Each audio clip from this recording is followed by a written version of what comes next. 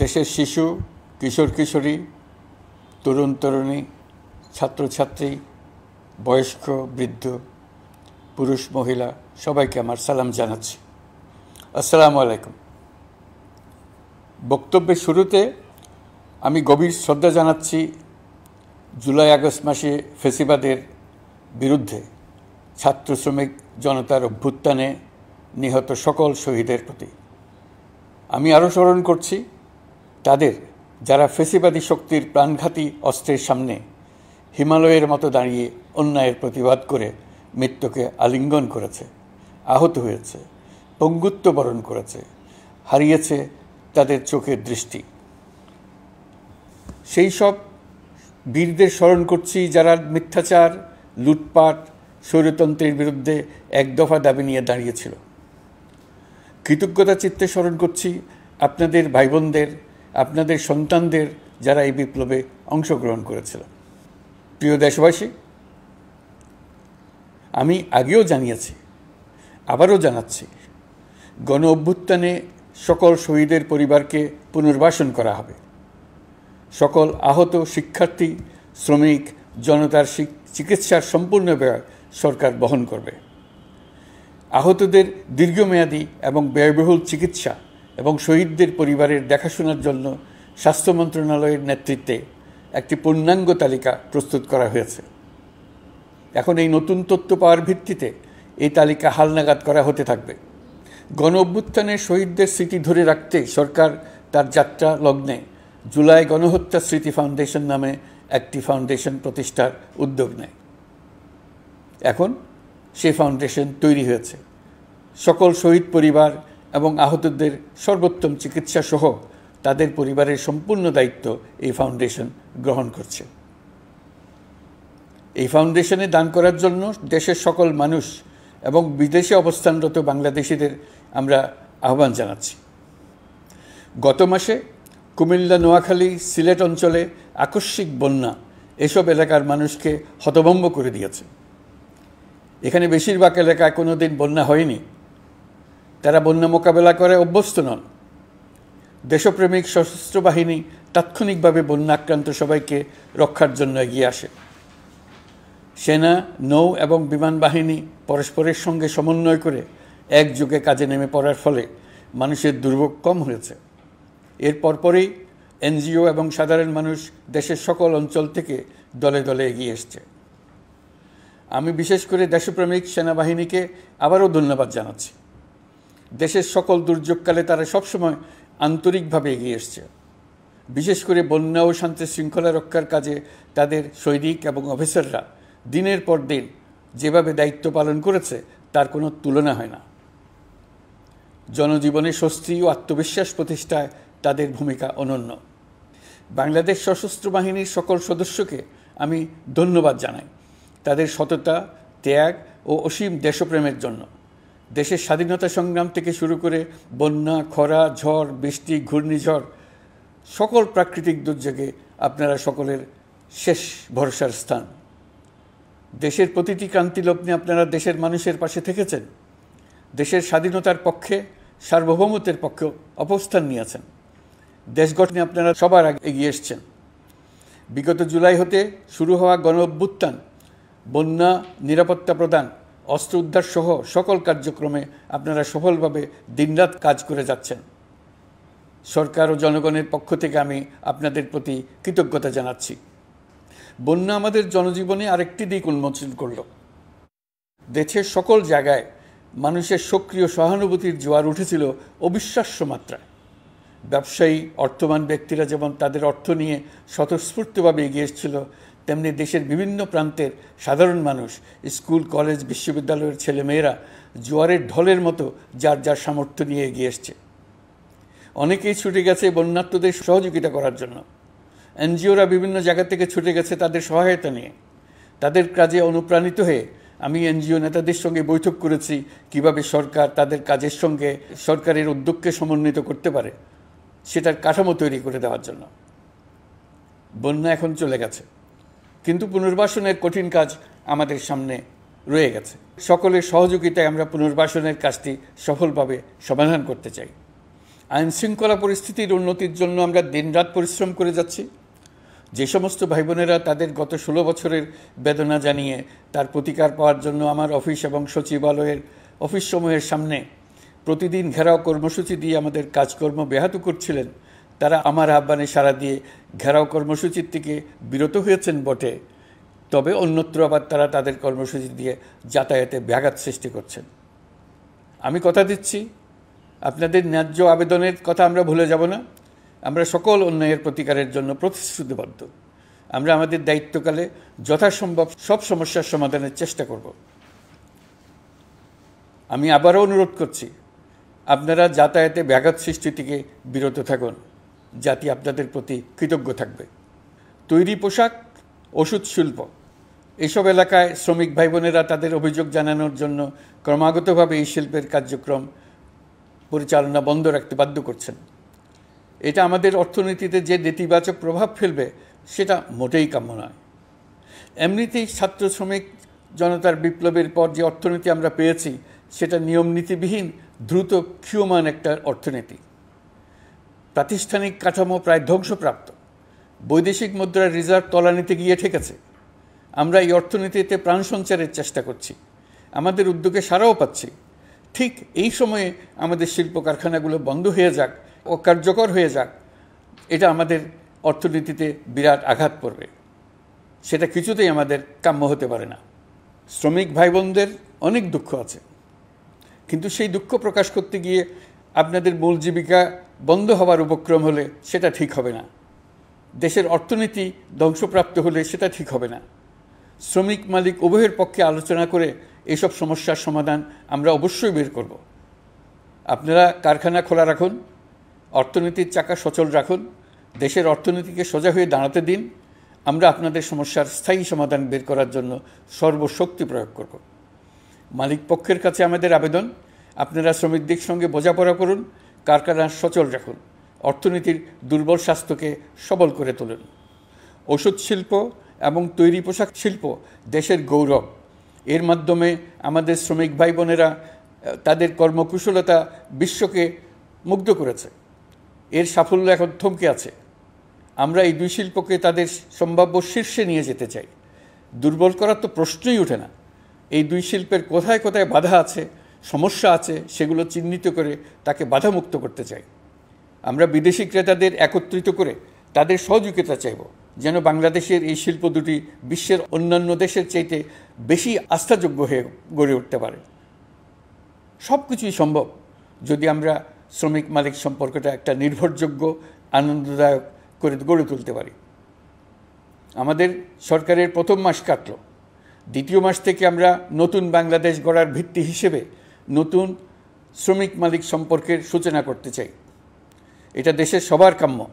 দেশের নতুন প্রজন্ম নির্ভয়ে যেন তাদের ভবিষ্যৎ নিয়ে এগিয়ে যেতে পারে, আমরা সেই লক্ষ্যে কাজ করছি। আমাদের দায়িত্ব অনেক। ন্যায়ভিত্তিক একটা সমাজ গড়ে তোলার জন্য একসাথে অনেকগুলো কাজ আমাদের হাত দিতে হবে। 1 জুলাই থেকে 5 আগস্ট পর্যন্ত ছাত্র জনতার গণ আন্দোলনকে দমন করতে যেসব ফৌজদারি মামলা দায়ের করা হয়েছিল, এর মধ্যে হত্যা মামলা ছাড়া বাকি প্রায় সকল মামলা প্রত্যাহার করা হয়েছে। এসব মামলায় গ্রেফতারকৃত সকলে মুক্তি পেয়েছে। দায়িত্ব গ্রহণের শুরুতেই অন্তর্বর্তীকালীন সরকার বিচার বিভাগের বড় সংস্কারের কাজে হাত দিয়েছে। যোগ্যতম ব্যক্তিকে প্রধান বিচারপতি নিয়োগ দেওয়াতে মানুষের মনে নতুন আশার সঞ্চার হয়েছে। আপিল বিভাগের বিচারপতি নিয়োগ, অ্যাটর্নি জেনারেল নিয়োগ এবং অন্যান্য নিয়োগগুলি অতি গুরুত্বপূর্ণ নিয়োগ, যেগুলো সবকটাই সম্পন্ন হয়েছে। সন্ত্রাস দমন আইন ও ডিজিটাল সাইবার নিরাপত্তা আইনে দায়েরকৃত মিথ্যা হয়রানিমূলক মামলাগুলো প্রত্যাহার করা হচ্ছে। সাইবার নিরাপত্তা আইন সহ বাংলাদেশে বিদ্যমান সকল কালো আইনের তালিকা করা হয়েছে। অতি সত্বর এই সকল কালো আইন বাতিল ও প্রযোজ্য ক্ষেত্রে সংশোধন করা হবে। সাংবাদিক সাগর রনি হত্যাকাণ্ড সহ বহুল আলোচিত 5টি হত্যাকাণ্ডের তদন্ত ও বিচার অগ্রাধিকার ভিত্তিতে ও দ্রুততম সময়ে নিষ্পত্তির জন্য সহায়তা প্রদান করা হচ্ছে। সম্প্রতি আমরা বলপূর্বক গুম থেকে সকল ব্যক্তির সুরক্ষার জন্য আন্তর্জাতিক কনভেনশনের সনদে স্বাক্ষর করেছি। ফলে স্বৈরাচার দ্বারা প্রতিষ্ঠিত গুম সংস্কৃতির সমাপ্তি ঘটানোর জন্য আন্তর্জাতিকভাবে আমরা প্রতিজ্ঞাবদ্ধ হলাম। এছাড়া আমরা ফেসিবাদ শাসনের 15 বছরে গুমের প্রতিটি ঘটনা তদন্ত করার জন্য পৃথক একটা কমিশন গঠন করছি। যেসব পরিবার তাদের নিখোঁজ পিতা, স্বামী, পুত্র এবং ভাইদের পাওয়ার জন্য বছরের পর বছর যন্ত্রণার সাথে অপেক্ষা করছেন, আমরা আপনাদের বেদনায় সমব্যথী। আয়নাঘরগুলো বন্ধ করে দেওয়া হয়েছে এবং সেই সাথে বের হয়ে আসছে ফ্যাসিস্ট হাসিনা সরকারের গুমের শিকার ভাই বোনদের কষ্ট ও যন্ত্রণা গাথা। আমাদের তরুণ প্রজন্মের ভবিষ্যৎ যেন উজ্জ্বল হয়, সেটা নিশ্চিত করতে শিক্ষা ব্যবস্থার দিকে আমাদের পূর্ণ নজর রয়েছে। ইতোমধ্যে প্রথম শ্রেণী থেকে দ্বাদশ শ্রেণী পর্যন্ত বর্তমানের ত্রুটিপূর্ণ শিক্ষাক্রম পরিবর্তন করা হয়েছে। বই সংশোধন ও পরিমার্জনের কাজ শেষ পর্যায়ে আছে। এই সংস্কারের কাজ অব্যাহত থাকবে। বিশ্ববিদ্যালয়সমূহের উচ্চ প্রশাসনিক পদগুলো পূরণ করে শিক্ষা কার্যক্রম স্বাভাবিক করার কাজ দ্রুত গতিতে এগিয়ে চলেছে। বেসরকারি শিক্ষা প্রতিষ্ঠানগুলোর পরিচালনা বোর্ডে দখলদারিত্বের রাজনীতি বন্ধ করার ব্যবস্থাও নেওয়া হয়েছে। আপনারা নিশ্চয় লক্ষ্য করেছেন, আমাদের প্রথম মাসে দেশের প্রায় সকল বিশ্ববিদ্যালয়ের উপাচার্য এবং উপাচার্য মহোদয়গণ পদত্যাগ করেছেন। উচ্চশিক্ষার ক্ষেত্রে এটা বিরাট শূন্যতার সৃষ্টি করেছে। প্রথম মাসে আমরা ক্রমাগতভাবে প্রতিটি বিশ্ববিদ্যালয়ে সবার কাছে গ্রহণযোগ্য এমন উপাচার্য এবং উপাচার্য নিয়োগ দেওয়ার কাজ শুরু করেছে। এর ফলে সকল সরকারি এবং বেসরকারি বিশ্ববিদ্যালয়গুলোতে নতুন উদ্যমে কাজ শুরু করার পরিবেশ সৃষ্টি হয়েছে। সংবাদ মাধ্যম ও মত প্রকাশের পূর্ণ স্বাধীনতা ইতিমধ্যে নিশ্চিত করা হয়েছে। আমরা সবাইকে বলে দিয়েছি, আপনারা মন খুলে আমাদের সমালোচনা করুন, আমরা সবার মতামতের প্রতি শ্রদ্ধাশীল। মিডিয়া যাতে কোনো রকম বাধা বিপত্তি ছাড়া নির্বিঘ্নে তাদের কাজ করতে পারে, সেজন্য একটা মিডিয়া কমিশন গঠন করা সরকারের সক্রিয় বিবেচনাধীন। আরও যেসব কমিশন সরকার সহ অন্য সবাইকে জবাবদিহিতার আওতায় আনতে পারে, আমরা তাদের পুনর্গঠন ও সংস্কারের উদ্যোগ নিয়েছি, যাতে তারা আরও শক্তিশালী হয়, জনকল্যাণে কাজ করে। দায়িত্ব গ্রহণের পর বিভিন্ন দেশের সরকার প্রধান টেলিফোনে এবং শুভেচ্ছা বার্তা পাঠিয়ে আমাকে অভিনন্দন জানিয়েছেন। বিভিন্ন দেশের রাষ্ট্রদূত এবং হাই কমিশনারবৃন্দ আমার সাথে সাক্ষাৎ করে দ্বিপাক্ষিক সহযোগিতা বৃদ্ধির আশ্বাস দিয়েছেন। আমার অনুরোধে সংযুক্ত আরব আমিরাতের 57 জন বাংলাদেশি যারা ফেসিবাদ বিরোধী বিক্ষোভে অংশগ্রহণ করা বিভিন্ন মেয়াদে কারাদণ্ডে দণ্ডিত হয়েছিলেন, তাদের সাধারণ ক্ষমা ঘোষণা করেছেন সে দেশের সরকার। ইতিমধ্যে তাদের কয়েকজন দেশে ফিরে এসেছেন। এই ক্ষমা প্রদর্শন ছিল অতি বিরল একটি ঘটনা। এই জন্য আমি সংযুক্ত আরব আমিরাতের রাষ্ট্রপতি শেখ মোহাম্মদ বিন জায়েদ আল নাহিয়ানকে ধন্যবাদ ও কৃতজ্ঞতা জানিয়েছি আপনাদের সবার পক্ষ থেকে।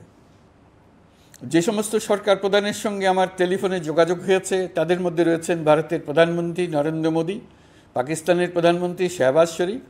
আমরা ভারত এবং অন্যান্য প্রতিবেশী রাষ্ট্রসমূহের সঙ্গে সুসম্পর্ক চাই, তবে সেই সম্পর্ক হতে হবে ন্যায্যতা এবং সমতার ভিত্তিতে। ভারতের সাথে আমরা ইতিমধ্যে বন্যা মোকাবেলায় উচ্চ পর্যায়ে দ্বিপাক্ষিক সহযোগিতার আলোচনা শুরু করেছি। দক্ষিণ এশিয়ায় আঞ্চলিক সহযোগিতা বৃদ্ধির লক্ষ্যে আমি সার্ক রাষ্ট্রগোষ্ঠী পুনর্জীবিত করার উদ্যোগ নিয়েছি। আমরা চাই আমাদের দেশ যেন একটি গণতান্ত্রিক দেশ হিসেবে বিশ্বের কাছে সম্মানের সাথে পরিচিত হয়। দেশের পরিকল্পনা যেন দেশের মানুষকেন্দ্রিক হয়, কোনো নেতা বা দলকেন্দ্রিক না হয়। আমরা স্বৈরাচারী হাসিনা সরকারের অহেতুক কোটি কোটি টাকা ব্যয়ের প্রকল্প বাস্তবায়িত হতে দেখেছি, যেগুলো কখনোই দেশের মানুষের জন্য ছিল না, বরং এর সাথে জড়িত ছিল কুৎসিত আমিত্ব এবং বিশাল আকারের চুরি। চলমান এবং প্রস্তাবিত সকল উন্নয়ন প্রকল্পগুলোর যাচাই বাছাই করার কাজ ইতিমধ্যে আমরা শুরু করেছি। প্রকল্প বাস্তবায়নের পর্যায় বিবেচনা করে বাকি কাজে ব্যয়ের সাশ্রয় এমনকি প্রয়োজন মতে তা বাতিল করার কথা বিবেচনা করা হবে। দেশের মানুষকে আর ফাঁকি দেওয়া চলবে না। কর্মসংস্থান তৈরি করবে এমন প্রকল্পগুলোকে আমরা অগ্রাধিকার দেব। লুটপাট ও পাচার হয়ে যাওয়া অর্থ ফিরিয়ে আনার উদ্যোগ আমরা নিয়েছি। আর্থিক খাতে শৃঙ্খলা ফিরিয়ে আনতে একটা ব্যাংকিং কমিশনও গঠন করার উদ্যোগ নেওয়া হয়েছে। বিভিন্ন ব্যাংকের পরিচালনা পরিষদ পুনর্গঠন করা হয়েছে। ব্যাংকিং খাতে এই এক মাসে বিরাট পরিবর্তন এসেছে, আপনারা নিশ্চয়ই সেটা লক্ষ্য করেছেন। আমরা এই খাতে নিয়মনীতি প্রতিষ্ঠা করতে পেরেছি। আরও অনেক কাজ বাকি রয়ে গেছে। প্রথম মাসের কাজ হিসেবে শুধু প্রধান কাজগুলো করেছি, তার সঙ্গে রয়েছে আরও অনেক পরবর্তী কাজ। ফেসিবাদী সরকার লুটপাট করার জন্য নতুন করে 60,000 কোটি টাকা ছাপিয়ে বাজারে ছাড়ার কারণে মুদ্রাস্ফীতির শিকার হয়েছে দেশের মানুষ। এই অতুলনীয় মুদ্রাস্ফীতি নিয়ন্ত্রণ অন্তর্বর্তী সরকারের অন্যতম প্রধান লক্ষ্য। মুদ্রাস্ফীতি নিয়ন্ত্রণের লক্ষ্যে পলিসি সুদের হার বৃদ্ধি করে 9% উন্নীত করা হয়েছে। মূল্যস্ফীতি থেকে সাধারণ মানুষকে সুরক্ষা দেওয়ার উদ্দেশ্যে ওএমএস খাদ্যবান্ধব কর্মসূচি সহ সুলভ মূল্যে প্রান্তিক মানুষের কাছে নিত্য প্রয়োজনীয় দ্রব্য সরবরাহ চলমান রাখা হয়েছে।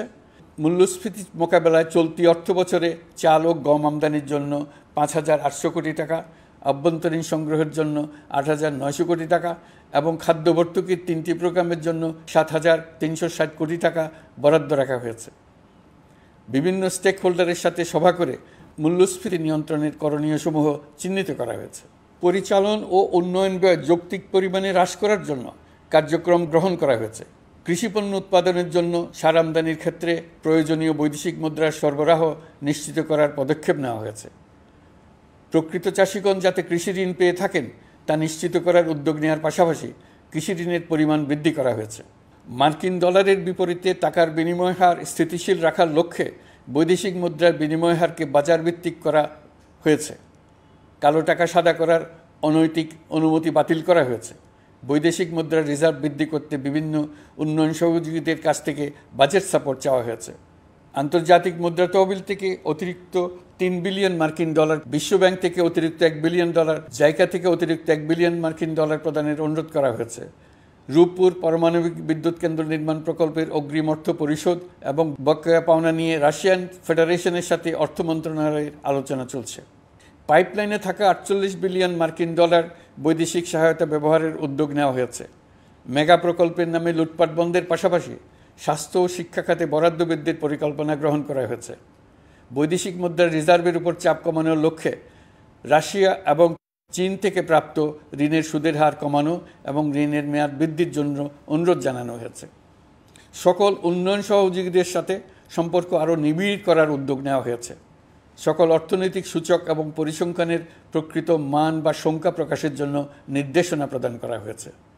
জিডিপি, মূল্যস্ফীতি ইত্যাদি সঠিক উপাত্ত সংগ্রহ, প্রাক্কলন ও প্রকাশের জন্য নির্দেশনা দেওয়া হয়েছে। জাতীয় রাজস্ব বোর্ড এবং অর্থ বিভাগের রাজস্ব আয় সম্পর্কিত উপাত্তের মধ্যে পার্থক্য নিরসনে উদ্যোগ নেওয়া হয়েছে। প্রকৃত রপ্তানি আয় নিরূপণ এবং প্রকাশের নির্দেশনা দেওয়া হয়েছে। জাতীয় রাজস্ব বোর্ডের অটোমাইজেশনের লক্ষ্যে পরিকল্পনা গ্রহণ করা হয়েছে। পুঁজিবাজারকে স্বাভাবিক ধারায় ফিরিয়ে আনতে সিকিউরিটি এক্সচেঞ্জ কমিশন পুনর্গঠন করা হয়েছে। নিত্য প্রয়োজনীয় পণ্য সামগ্রীর সরবরাহ স্বাভাবিক রাখার নিমিত্তে ব্যবসায়ী, শিল্প মালিক ও ব্যবসায়ী সংগঠনের সাথে সভা করা হচ্ছে এবং তাদের মতামতের ভিত্তিতে বিভিন্ন ব্যবস্থা গ্রহণ করা হচ্ছে। বিদ্যমান মজুদ ও ঘাটতি মূল্যায়ন করে ভবিষ্যৎ চাহিদা পর্যালোচনা করে স্থানীয় উৎপাদন বৃদ্ধির পাশাপাশি আমদানি পর্যায়ে বিভিন্ন জটিলতা দূরীকরণ, বন্দর ও বড় মোকামসহ পরিবহন ব্যবস্থার বিভিন্ন সমস্যা সমাধানে সংশ্লিষ্ট সকল মন্ত্রণালয়, দপ্তর, বিভাগকে প্রয়োজনীয় নির্দেশ দেওয়া হয়েছে। এই জন্য তেল, চিনি, ডিম ও মাংস উৎপাদনকারী বৃহৎ প্রতিষ্ঠানসমূহের সাথে সভা ও মতবিনিময় করা হচ্ছে। নিত্য প্রয়োজনীয় কিছু দ্রব্যাদি যেমন পেঁয়াজ, আলু এসবের দাম আরও কমানোর জন্য বিদ্যমান শুল্ক হার হ্রাসের বিষয়ে এনবিআরকে প্রয়োজনীয় নির্দেশনা দেওয়া হয়েছে। ইতোমধ্যে এনবিআর পেঁয়াজ, আলু ও কতিপয় কীটনাশকের ক্ষেত্রে আমদানি শুল্ক হ্রাস এবং ক্ষেত্র বিশেষে রেগুলেটরি শুল্ক প্রত্যাহার করে এসআরও জারি করেছে। নিম্ন আয়ের 1 কোটি পরিবারকে টিসিবির মাধ্যমে হ্রাসকৃত মূল্যে কিছু পণ্য যেমন পরিবার প্রতি চাল মাসে 5 কেজি, সয়াবিন তেল মাসে 2 কেজি, মসুর ডাল মাসে 2 কেজি দেওয়া হচ্ছে। এটি সামনের দিনগুলোতে অব্যাহত রাখা হবে। সরকার দায়িত্ব গ্রহণের পর জনপ্রত্যাশা অনুযায়ী বিদ্যুৎ, জ্বালানি ও খনিজ সম্পদ মন্ত্রণালয় হতে বিদ্যুৎ ও জ্বালানির দ্রুত সরবরাহ বৃদ্ধি আইনের অধীনে চলমান সকল প্রকার নেগোসিয়েশন, প্রকল্প বাছাই এবং ক্রয় প্রক্রিয়াকরণ কার্যক্রম আপাতত স্থগিত করা হয়েছে। গত 1.5 দশকে এই আইন ব্যবহার করে লক্ষ কোটি টাকা লুটপাট হয়েছে।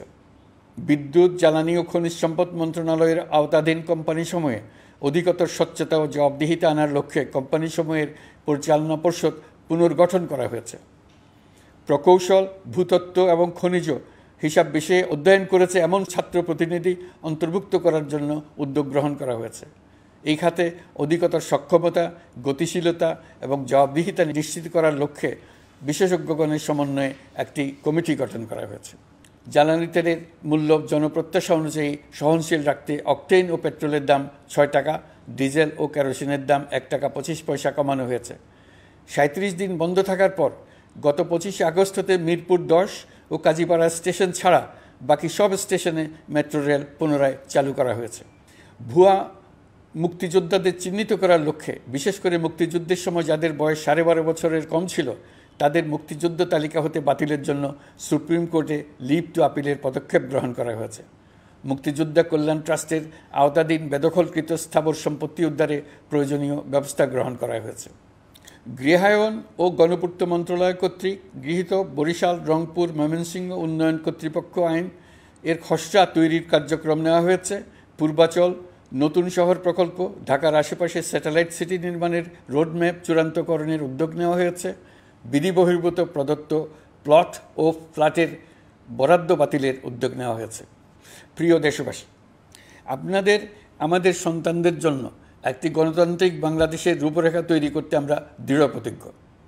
আর যেন আমাদের কোনো স্বৈরাচারের হাতে পড়তে না হয়। আমরা যাতে বলতে পারি আমরা একটি গণতান্ত্রিক দেশে বসবাস করি, আমরা যাতে সকলেই দাবি করতে পারি যে এই দেশটি আমাদের, আমরা সেই লক্ষ্যেই কাজ করছি। কেউ আইন নিজের হাতে তুলে নেবেন না। আইন নিজের হাতে তুলে নিয়ে কেউ সমাজে বিশৃঙ্খল পরিবেশ সৃষ্টি করলে আমরা তাকে অবশ্যই শাস্তির আওতায় নিয়ে আসব। আমরা একটি সাম্প্রদায়িক সম্প্রীতির দেশ। ধর্মীয় সম্প্রীতি বিনষ্ট হয় এমন কোনো কাজ কেউ কোনোভাবেই করবেন না। অতীতে শুধুমাত্র আওয়ামী মতাদর্শী না হওয়ার কারণে ২৮তম থেকে ৪২তম বিসিএস পর্যন্ত বিপিএসসি কর্তৃক সুপারিশকৃত অনেক প্রার্থী নিয়োগ বঞ্চিত হয়েছেন। ৮ই আগস্ট পরবর্তী সময়ে এর মধ্যে এদের ২৫৯ জনকে নিয়োগ দেওয়া হয়েছে। মাঠ প্রশাসনকে জনবান্ধব এবং দুর্নীতিমুক্ত জবাবদিহিমূলকভাবে গড়ে তোলার জন্য সব ধরনের উদ্যোগ নেওয়া হয়েছে। সরকারি কর্মচারীদের বাধ্যতামূলকভাবে সম্পদ বিবরণী দাখিলের নির্দেশ দেওয়া হয়েছে এবং এটা প্রতি বছর তাদেরকে করতে হবে। ধ্বংস হয়ে পড়া একটা জনপ্রশাসনকে নিয়ে যাত্রা শুরু করেছি। মন্ত্রণালয়গুলোর উচ্চতম পদে যারা নিয়োজিত ছিলেন তারা অনেকে দায়িত্ব ছেড়ে চলে গেছেন কিংবা পদে থাকলেও সহকর্মীদের চাপের মুখে কাজ করতে পারছিলেন না, বাধ্য হয়ে পদত্যাগ করেছেন। আর যারা ১৬ বছরের স্বৈরাচারী শাসনের আমলে পদত্যাগে বাধ্য হয়েছিলেন কিংবা দায়িত্ববিহীন অবস্থায় একই পদে থেকে বাধ্য হয়েছেন, তাদের সবার কথা বিবেচনা নিয়ে জনপ্রশাসনকে নতুন করে দাঁড় করানোই ছিল আমাদের প্রথম মাসে কঠিনতম সময়। আবার সকল সমস্যার সমাধান করে একটি নতুন জনপ্রশাসন কাঠামো দাঁড় করাতে পেরেছি, এটাই আমাদের প্রথম মাসের সবচাইতে বড় অর্জন। আমার বিশ্বাস এই জনপ্রশাসন জনগণের ইচ্ছা পূরণে সর্বোচ্চ অবদান রাখতে পারবে। অতি স্বল্প জনবল নিয়ে দাপ্তরিক কার্যক্রম শুরু করা হলেও প্রথম দিকে বিভিন্ন মন্ত্রণালয় ও বিভাগ থেকে পাঠানো বিবিধ প্রস্তাব দ্রুত গতিতে এবং আইনগত সমস্ত বাধ্যবাধকতা মেনে সিদ্ধান্ত নেওয়া হয়েছে। গত এক মাসে বিভিন্ন মন্ত্রণালয় ও বিভাগ ১৯৮টি অতি গুরুত্বপূর্ণ বিষয়ে সিদ্ধান্ত নিয়েছে। জনপ্রশাসনের ১৩৫ জন অতিরিক্ত সচিব, ২২৭ জন যুগ্ম সচিব এবং ১২০ জন উপসচিবকে পদোন্নতি প্রদান করা হয়েছে। ৫৯টি জেলার জেলা প্রশাসককে প্রত্যাহার করা হয়েছে এবং নতুন ৫৯ জন জেলা প্রশাসককে নিয়োগ দেওয়া হয়েছে। ৬৭ জন কর্মকর্তার চুক্তিভিত্তিক নিয়োগ বাতিল করা হয়েছে। ১০ জন যুগ্ম সচিব, ৮ জন অতিরিক্ত সচিব, ৬ জন সচিবকে ওএসডি করা হয়েছে। বাংলাদেশ পুলিশের ৮০ জন ডিআইজি, ৩০ জন পুলিশ সুপার সহ ১১০ জনকে পদোন্নতি প্রদান করা হয়েছে। ১ জন ডিআইজি, ১ জন এডিশনাল ডিআইজি, ৪ জন পুলিশ সুপারকে চাকরিতে পুনর্বহাল করা হয়েছে। আইজিপি সহ ১০ জন অতিরিক্ত আইজি, ৮৮ জন ডিআইজি, ২১ জন এডিশনাল ডিআইজি, ১৭৭ জন পুলিশ সুপার সহ মোট ২৯৭ জন কর্মকর্তাকে বদলি করা হয়েছে। ছাত্র শ্রমিক জনতার বিপ্লবের মূল লক্ষ্য ছিল গণভবন। এটা ছিল স্বৈরাচারের কেন্দ্রবিন্দু। এই সরকার বিপ্লবের প্রতি সম্মান দেখিয়ে গণভবনকে বিপ্লবের জাদুঘর হিসেবে ঘোষণা দিয়েছে। ছাত্র জনতার ক্ষোভকে স্থায়ীভাবে তুলে ধরার জন্য গণভবনের আর কোনো সংস্কার করা হবে না।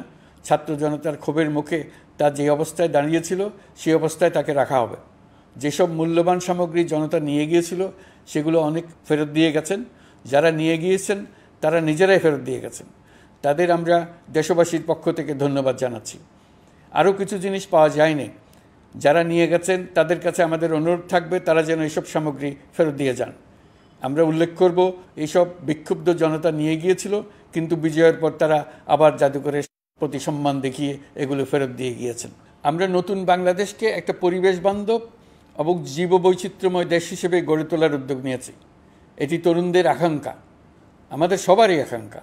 সেই লক্ষ্যে আমি প্রথমেই একটি ক্ষুদ্র পদক্ষেপ নিয়েছি। আমার বাসভবন এবং সমগ্র সচিবালয়ে প্লাস্টিকের পানির বোতল ব্যবহার নিষিদ্ধ করেছি। ইতিমধ্যে সুপার শপগুলোতে পলিথিনের শপিং ব্যাগ ব্যবহার বন্ধ করার উদ্যোগ নেওয়া হয়েছে। গত কয়েক দশকে যে পরিমাণ নদী দূষণ হয়েছে, আমরা তা বন্ধ করার উদ্যোগ নিয়েছি। আমরা সংস্কার চাই। আমাদের একান্ত অনুরোধ, আমাদের উপর যে সংস্কারের গুরু দায়িত্ব দিয়েছেন, সেই দায়িত্ব দিয়ে আপনারা দর্শকের গ্যালারিতে চলে যাবেন না। আপনারা আমাদের সঙ্গে থাকুন, আমরা একসঙ্গে সংস্কার করব। এটা আমাদের সবার দায়িত্ব। আপনারা নিজ নিজ জগতে সংস্কার আনুন। একটা জাতির সংস্কার শুধু সরকারের সংস্কার হলে হয় না।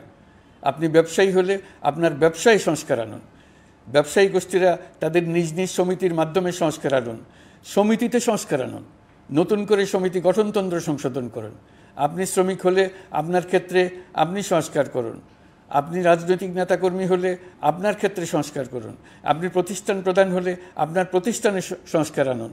আমি এটাকে সুযোগ হিসেবে গ্রহণ করার জন্য সবাইকে আহ্বান জানাচ্ছি। এই সংস্কারের মাধ্যমে আমরা জাতি হিসেবে নতুনভাবে যাত্রা শুরু করতে চাই। আমাদের এই যাত্রা আমাদেরকে পৃথিবীর একটা সম্মানিত জাতি হিসেবে প্রতিষ্ঠিত করুক, এটাই আমাদের সবার কাম্য, এটাই আমাদের সবার লক্ষ্য। গত এক মাসে আমি বেশ কিছু রাজনৈতিক দলের সঙ্গে পৃথকভাবে বসছি, তাদের সঙ্গে মতামত বিনিময় করেছি। তারা আমাদের উৎসাহিত করেছেন, ছাত্র শ্রমিক জনতার বিপ্লবের লক্ষ্যের প্রতি সমর্থন জানিয়েছেন, সংস্কারের কাজে পূর্ণ সহযোগিতার দেওয়ার আশ্বাস দিয়েছেন। আমি দেশের বিশিষ্ট সম্পাদক বৃন্দের সঙ্গে মত বিনিময় করেছি, তারাও সংস্কারের কাজে পূর্ণ সহযোগিতা দেওয়ার আশ্বাস দিয়েছেন। তারা বিভিন্ন বিষয়ে মূল্যবান পরামর্শ দিয়েছেন।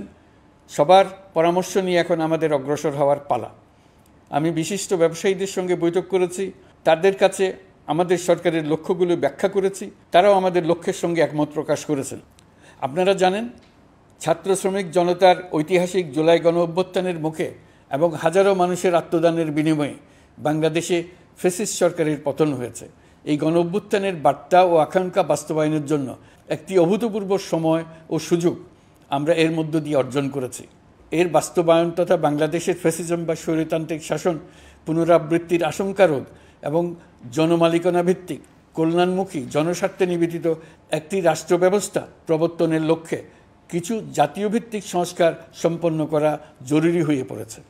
উক্ত সংস্কার ভাবনার অন্যতম কেন্দ্রবিন্দু হচ্ছে সুষ্ঠু নির্বাচন ব্যবস্থা, সুশাসন প্রতিষ্ঠা করা।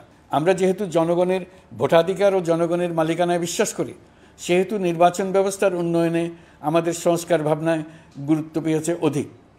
আমরা মনে করি নির্বাচনের নামে সংখ্যাগরিষ্ঠতার একাধিপত্য ও দুঃশাসন মানুষের উপর চাপিয়ে দেওয়া বা এর মাধ্যমে এক ব্যক্তি বা এক পরিবার বা কোনো গোষ্ঠীর কাছে সকল ক্ষমতা কক্ষীভূত করে রাখার কোনো ক্রমেই গ্রহণযোগ্য নয়। এসব আশঙ্কা রোধ করার জন্য নির্বাচনের সাথে সম্পর্কিত নির্বাচন কমিশন সহ অন্যান্য প্রতিষ্ঠানগুলোর সংস্কারের কথা আমরা ভাবছি। নির্বাচন ব্যবস্থার সাথে সম্পর্কিত প্রতিষ্ঠান হিসেবে পুলিশ প্রশাসন, জনপ্রশাসন, বিচার প্রশাসন, দুর্নীতি দমন কমিশন এই 4টি প্রতিষ্ঠানের সংস্কার করা সুষ্ঠু ও অবাধ নির্বাচনের জন্য অপরিহার্য। এসব প্রতিষ্ঠানের সংস্কার জনমালিকানা ভিত্তিক, জবাবদিহিমূলক এবং কল্যাণমূলক রাষ্ট্র ব্যবস্থা প্রতিষ্ঠায় অবদান রাখবে বলে আমি বিশ্বাস করি। এর পাশাপাশি সমাজের সকল স্তরের মানুষের প্রতিনিধিত্ব ও স্বার্থ নিশ্চিত করার জন্য এবং জুলাই গণ অভ্যুত্থানের বার্তাকে প্রতিফলিত করার জন্য সাংবিধানিক সংস্কারের প্রয়োজন আমরা অনুভব করছি। এসব বিষয়ে সংস্কার করার প্রাথমিক পদক্ষেপ হিসেবে আমরা প্রাথমিকভাবে 6টি কমিশন গঠন করার সিদ্ধান্ত নিয়েছি। এসব কমিশনের কাজ পরিচালনার জন্য বিষয়ভিত্তিক অভিজ্ঞতা বিবেচনা করে 6 জন বিশিষ্ট নাগরিকের নেতৃত্বে এই কমিশনগুলো পরিচালনা করার দায়িত্ব দিয়েছি।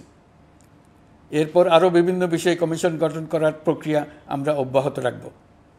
নির্বাচন ব্যবস্থা সংস্কার কমিশনের প্রধান হিসেবে দায়িত্ব পালন করবেন ডক্টর বদিউল আলম মজুমদার। পুলিশ প্রশাসন সংস্কার কমিশনের প্রধান হিসেবে কাজ করবেন জনাব সরফরাজ চৌধুরী। বিচার বিভাগ সংস্কার কমিশনের প্রধান হিসেবে দায়িত্ব পালন করবেন বিচারপতি শাহ আবু নাঈম মমিনুর রহমান। দুর্নীতি দমন সংস্কার কমিশনের প্রধান হিসেবে দায়িত্ব পালন করবেন ডক্টর ইফতেখারুজ্জামান। জনপ্রশাসন সংস্কার কমিশনের প্রধান হিসেবে দায়িত্ব পালন করবেন জনাব আব্দুল মুহিত চৌধুরী। সংবিধান সংস্কার কমিশনের প্রধান হিসেবে দায়িত্ব পালন করবেন ডক্টর শাহদিন মালিক। এসব কমিশনের অন্য সদস্যদের নাম কমিশন প্রধানদের সাথে আলোচনা করে ঠিক করা হবে। কমিশনগুলোর আলোচনা ও পরামর্শ সভায় উপদেষ্টা পরিষদের সদস্য, ছাত্র, শ্রমিক জনতা আন্দোলনের প্রতিনিধি, নাগরিক সমাজ ও রাজনৈতিক দলের প্রতিনিধিরা উপস্থিত থাকবেন। পূর্ণাঙ্গভাবে গঠিত হওয়ার পর কমিশন আনুষ্ঠানিকভাবে তাদের কাজ আগামী 1 অক্টোবর থেকে শুরু করতে পারবে বলে আমি আশা করছি এবং এটি পরবর্তী 3 মাসের মধ্যে সম্পন্ন হবে বলে আমরা ধারণা করছি। কমিশনের রিপোর্টের ভিত্তিতে সরকার পরবর্তী পর্যায়ে প্রধান রাজনৈতিক দলগুলোর সাথে পরামর্শ সভার আয়োজন করবে। চূড়ান্ত পর্যায়ে ছাত্র সমাজ, নাগরিক সমাজ, রাজনৈতিক দলের প্রতিনিধি, সরকারের প্রতিনিধি নিয়ে ব্যাপক ভিত্তিক 3 থেকে 7 দিন ব্যাপী একটি পরামর্শ সভার ভিত্তিতে সংস্কার ভাবনার রূপরেখা চূড়ান্ত করা হবে। এতে এই রূপরেখা কীভাবে বাস্তবায়ন হবে তার একটি ধারণাও দেওয়া হবে। এই আয়োজন জুলাই গণ অভ্যুত্থানের বার্তা বাস্তবায়ন ও রাষ্ট্র পুনর্নির্মাণ তাগিদের ঐক্যবন্ধনে গোটা জাতিকে শক্তিশালী ও আশাবাদী করে তুলবে বলে আমাদের বিশ্বাস।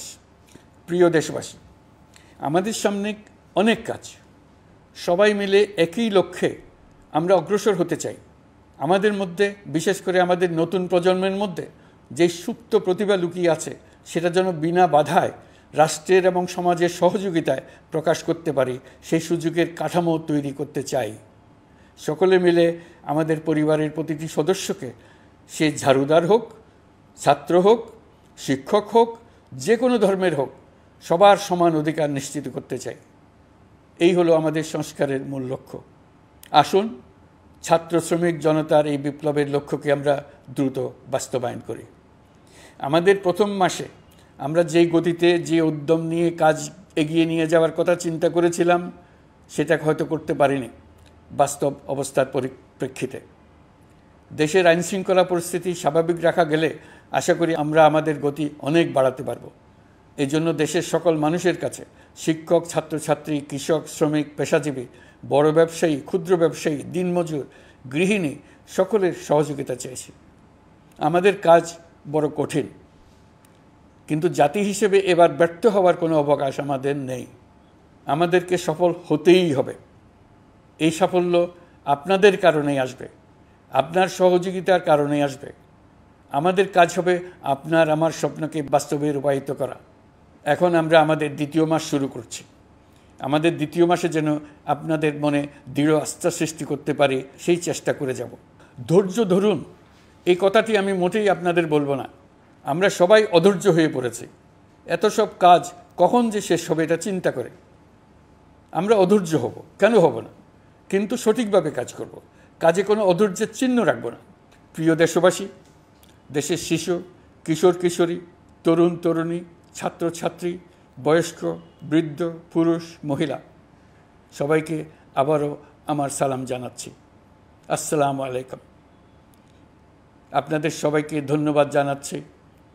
মহান আল্লাহ আমাদের সকলের সহায় হন।